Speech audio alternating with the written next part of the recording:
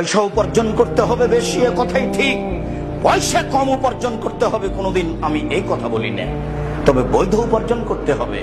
টাকা ছাড়া আপনি জাতির কোনো উপকার করতে পারবেন না। নিঃস্ব অসহায় অবস্থায় ওই কথাটা আল্লাহ রাসূল খোলা মাঠে ঘোষণা করেছিলেন।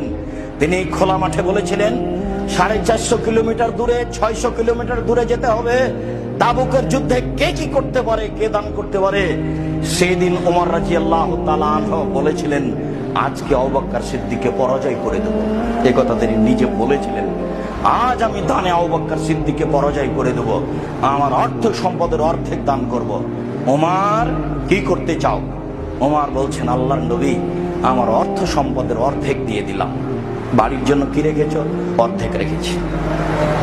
আবু বকর, এ কিন্তু আবু দাউদের সহিহ হাদিস।